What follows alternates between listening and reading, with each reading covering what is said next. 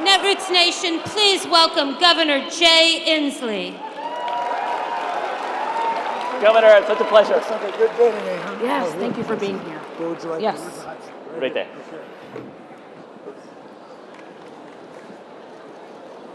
All right, settle down, everyone. Governor Inslee, thank you so much for being with us today.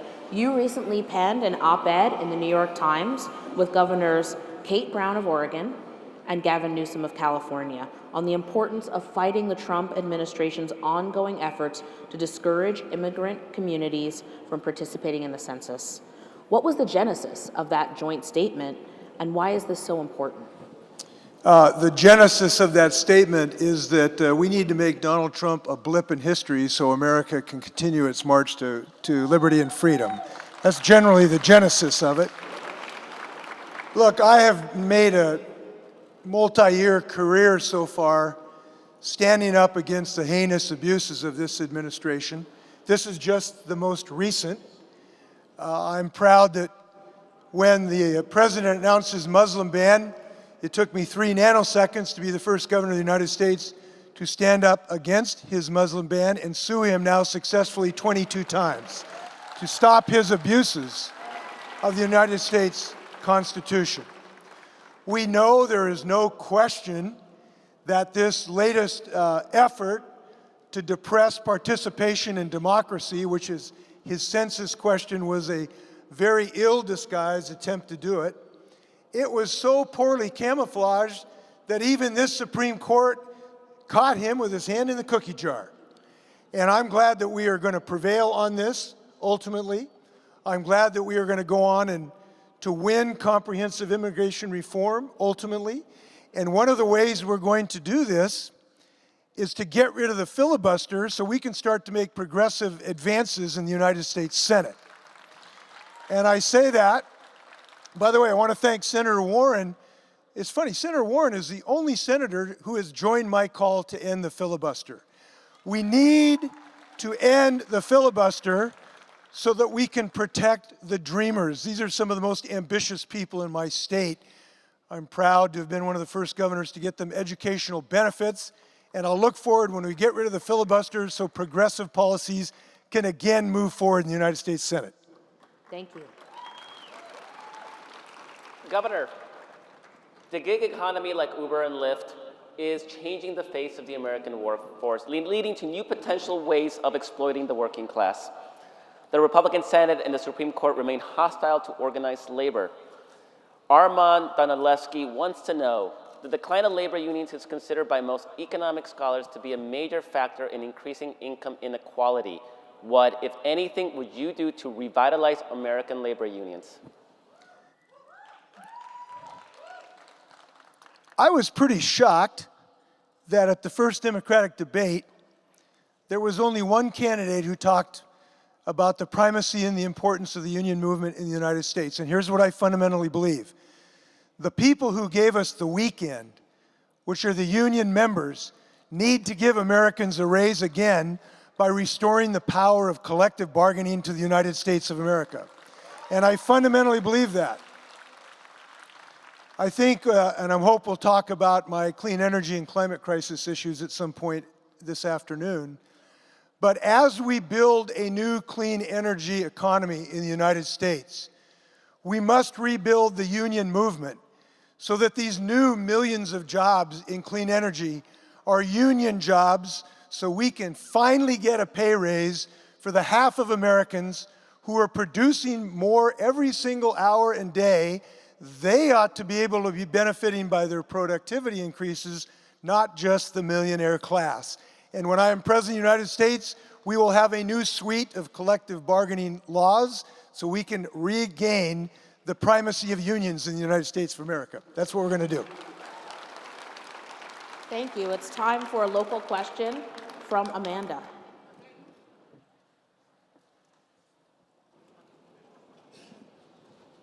Hi.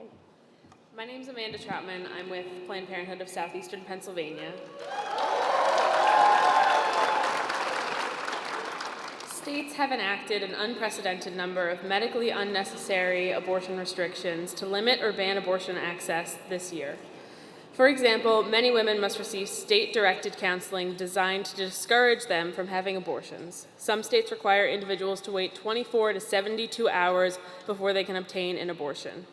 These restrictions disproportionately impact young people, people with low incomes, and people of color.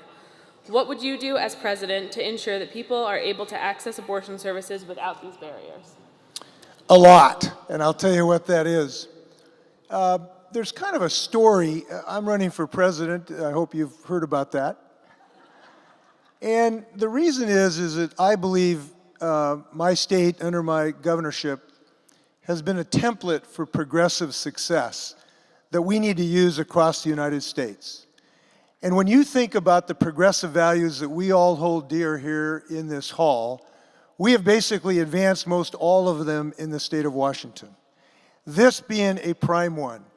I've stood up for a woman's right of choice since 1988, when I beat a Republican in a 65% Republican district, and has ever done for the last 30 years. And one of the most important things we've accomplished recently, which we will make federal law as a civil right, is we have passed our Reproductive Parity Act to make sure that women have insurance coverage for reproductive health care, because reproductive health care is health care fundamentally. And this needs to become a civil right in the United States. And we should not just depend on the United States Supreme Court. This needs to be a civil right in the United States federally.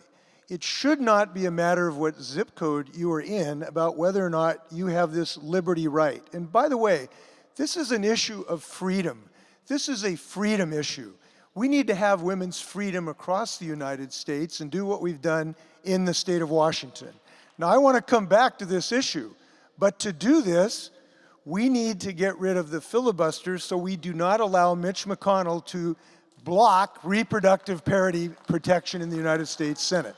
And I'm committed to that, and I hope you can help me. I want to thank you for your leadership.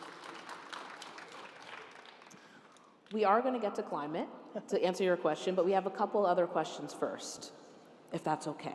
You bet. Ariel Barr from our community wants to know, what would you do to increase access to quality, affordable childcare for working families, especially those with infants and toddlers? I've got a toddler, so I know the struggle. And what would you do to enhance paid family leave opportunities? Well, again, in talking to Amanda, there is a little refrain, is that we have visions and we have success, and we've had both in the state of Washington in this regard. I believe fundamentally that we have had a transition in our workforce, both with the advent of finally women being equal. And by the way, we are very radical in the state of Washington. We think women should get paid the same as men for the same hour of work. And that's why we've passed probably the best gender pay equity plan in the United States, so the boss can't secretly pay the men more than women. But in answer to your question, what we have done in the state of Washington is recognize the importance of families. Look, progressive values build economies. So we have developed and implemented the most robust, comprehensive family and medical leave law in the United States. Now, Donald Trump would tell you, if you do that, it will hurt your economy. Businesses will flee. Well, look at our experience in Washington State. We have adopted the best family medical leave law in the United States. We have adopted the highest minimum wage in the United States. We have, in the last 12 months, I fought for and won the largest educator pay increase, 31% in the United States. We have developed what the New York Times called a game changer in how we provide financial aid to our college students, best in the United States. And importantly, I'm proud that I was the governor who signed the first net neutrality law in the United States as a statute, something I'd worked on for over a decade. Now, what I'd like to point out, when you listen to Donald Trump and the Republicans, if you adopt progressive values, if you adopt economic measures that will build the middle class, rather than having the trickle-down theory, it will ruin your economy. Well, guess what progressive values get in the state of Washington? The highest GDP growth, the fastest wage growth, the best place to do business, and according to Oxfam, the best place to be an employee. Progressive values means economic growth, and Washington State has demonstrated that. And I think that will be particularly handy being on the debate stage against Donald Trump and says, you're wrong, Donald Trump. Building a middle class means economic growth. That's what we do. Now, your other question about child care. One of the things that is not technically child care, but it is very important, and I've believed this since 1989. I've been fighting for early child education since 1989. And I'm proud to tell you that we now have, since I've been governor, 48,000 children have early childhood education and full-day kindergarten. Not technically child care, but we need more than just child care. We need education for these 3- and 4-year-olds. And here's why I believe this. One of the reasons I believe this. We know our nation still lives in a shadow cast by centuries of racial disparities that have infected our society. We know we have experienced a school-to-prison pipeline. We know that geography has been destiny for too many of our children. It is my view that every single 3-year-old in America ought to have the same opportunity and break the racial disparity chains that have bound this nation so poorly. And when we get every child in that opportunity, we're going to see kids do great. So that's what I believe. Thank you so much. So we have another community activist question coming up.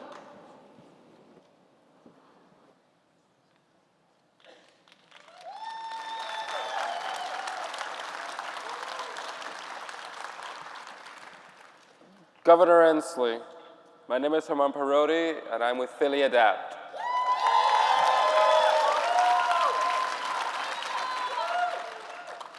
If elected president, will you sign the Disability Integration Act, H.R. 555 S117, or similar legislation intended to end the institutional bias in Medicaid-funded long-term care?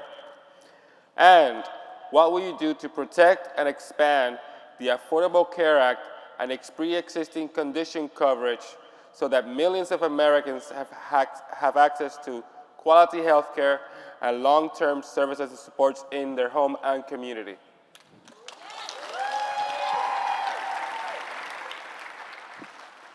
This is very close to my family, in part because my son helps run a group called Outdoors for All, and it provides outdoor recreation for people with challenges. If you ever get up to Washington, come on up and we'll get you kayaking and skiing.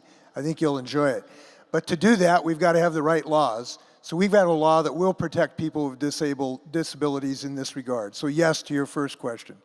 On your second question, this is a matter of protection of people of all abilities, no matter what your abilities or challenges are, because it's time to take the next step forward to protect people, pre-existing conditions and otherwise. The first thing to do is to protect our existing health care, but we need to move, as we know, and all of us agree on this, to universal health care. And I've been very active in this regard. We should not just wait for the federal government.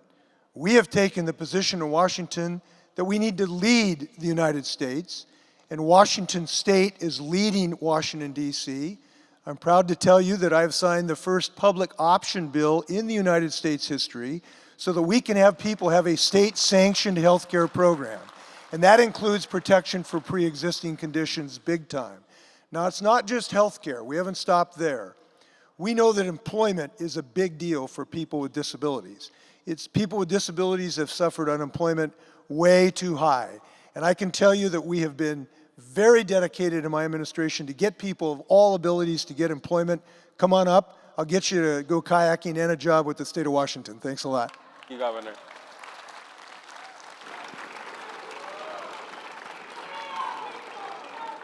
So, Governor, we were just testing you to see if you could talk about something that wasn't climate change. And now, this is your opportunity to talk about the issue that's dear and near to your heart. And clearly, we're seeing sort of some of those effects of catastrophic climate change once again in New Orleans. So what would you do to address this climate crisis? Well, first I would remove Donald Trump, who caused climate change a hoax. We know this: wind turbines don't cause cancer, they cause jobs. And we are going to create a clean energy revolution, so we put 8 million union people to work building a clean energy economy in the United States. That's what we're going to do. Now, there are many reasons to do this. One of them was brought home to me about an hour ago. I was at a park with a community that has suffered because of the oil refinery that just blew up here in Philadelphia. And this is a group called Philly Thrive. And this is a group that has been breathing the toxins from that refinery for a long time. And I met a man named Sanyar Pitts and his 6-week-old daughter, Aya. And what he told me about the climate crisis was that he knows, and he'd heard about some of the work I've done about, the public option. He'd heard about that. He'd heard about our great minimum wage. He'd heard about the fact that I'd been the first one to stand up the Muslim ban. He'd heard about these things. But he said, ultimately, those things don't matter unless we defeat the climate crisis. And he had little Aya in his hands. And I'll just tell you this: if I am given this high honor, I will be thinking a lot more about 6-week Aya than I will the CEOs of the fossil fuel industry, who need to have their stranglehold on Congress broken so we can develop a clean energy economy. We need, as a party, look, I think we've been too timid on this. We need to stand up against the fossil fuel industry. We need to take away their $20 billion largesse of subsidies. We need to do something real, and this is, I'm serious about this. We cannot defeat the climate crisis by sort of Hallmark cards to the future. We need to face down the fossil fuel CEOs and say, your days are over. And I'm proud to tell you that I'm the candidate, and I'm the only candidate to say this very clearly. Defeating the climate crisis has to be the #1 priority of the United States of America. I believe that wholeheartedly. I believe that because if it's not job one, it won't get done. And I'm the candidate that says we've got to move on this. Time is a wasting. Look, this is our last chance. So I'm the candidate, and the only candidate that says this: we've got to get off coal in this country. That is the only route to survival. And I'm the candidate in my plan that is made clear, and I'm pleased that Representative Ocasio-Cortez, who has inspired us to higher effort, has called my plan the gold standard, as has Greenpeace, and it follows the success we've had in the state of Washington. You know, you listen to Donald Trump, and he would argue that if you adopt a clean energy platform, it'll crater our economy. Well, guess what? We've passed now a best 100% clean electricity bill in the United States, the best energy efficiency bill.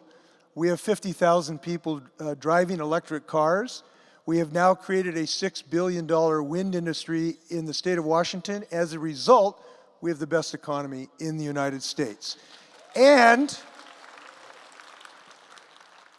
this is not just an economic opportunity. It is an electoral necessity. And here's why I believe this. Donald Trump did something really interesting the other day. He went out and tried to tell us he was an environmentalist a couple days ago. Remember that? Why would anyone make such a fool of themselves to try to make a statement like that? Well, it's pretty clear when you think about it. It's because he realizes that this is his weak spot. He is hemorrhaging support all over the United States by gutting our environmental laws. His team has gone to him and said, we're going to get killed on this if we don't do something. This guy has shown us a route to defeat him. And in my experience in defeating Republicans, as I have in so many occasions, is we need to go at them at their weakest point. The climate crisis and Donald Trump's foolishness and his insistence in turning over our nation air to the fossil fuel industry is his weakest point. I believe we should identify our strongest candidate to defeat him at his weakest point. we will defeat him on the climate crisis measure, and I'm bound and determined to do that. So that's what I'm all about in that regard. Thank you so much. We have time for one more question, if you can answer it in 2 minutes. I know it's going to be tough because this is a big question. President Trump has done a lot of damage to our international reputation through his approach to foreign policy. And Daily Kos user Mr. Rochester would like to hear more from you about what you might do differently in your approach to restoring America's reputation and turning around our foreign policy, particularly when you talk about the deterioration in our relationships with Latin America and how that's contributing to some of the other issues in America. Well, I don't think I'll get an argument in this room that he has been one of the more destructive forces in our ability to form productive alliances. He has created an image of the United States as a go-it-alone, divisive country rather than one that works with the rest of the world. He has bred a sense of chaos in every single thing that he has touched internationally. He has centered his entire international relations on fear rather than confidence and on hope. And it seems to me that maybe one of the first acts as president is I ought to think about getting a Secretary of State who has asked us to embrace more unity across the world and more love rather than hate. So my first act will be to ask Megan Rapinoe to be my Secretary of State.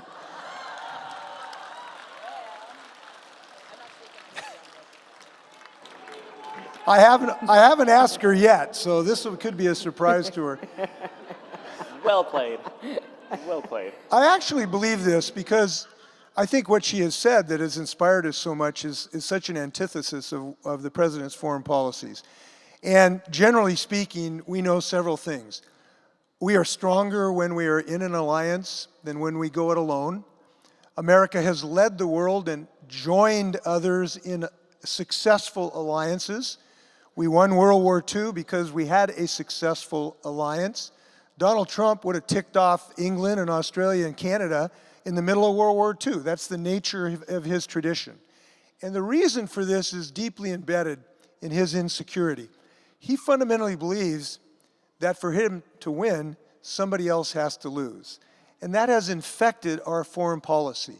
So we need to rebuild an international alliance, certainly against the climate crisis. We obviously need to get back in the Paris Agreement, and more because we need more. We need Paris 2.0. We need to rejoin the world and not allow the movie I saw years ago when George Bush was beating the drums of war, and now Donald Trump has some of that same crew in his administration. I was an adamant opponent of the Iraq War, and now I'm an adamant opponent of Donald Trump's effort to breed instability in that region.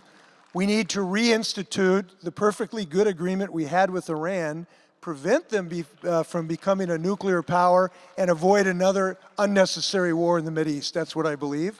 I believe that we should reinstate our alliances with the rest of the world to slowly put more pressure on North Korea to prevent them becoming a nuclear power. And I believe this, and this is important, and maybe Marcos will think this is a common refrain, but it is an important one. One of the greatest national security threats we face as a nation is the climate crisis. The Pentagon has told us this, the intelligence community has told us this, because if we do not act, this is going to cause mass migrations that are already happening across the globe.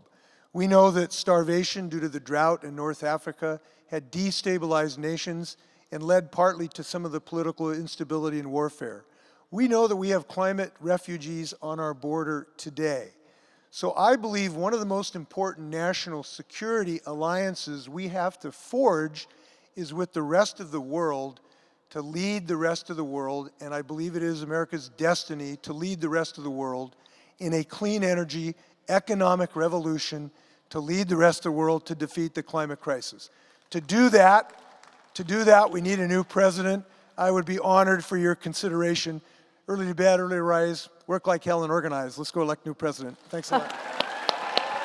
Thank you so much for being here, Governor Inslee. Thank you. Thank you. Thanks for having me, buddy.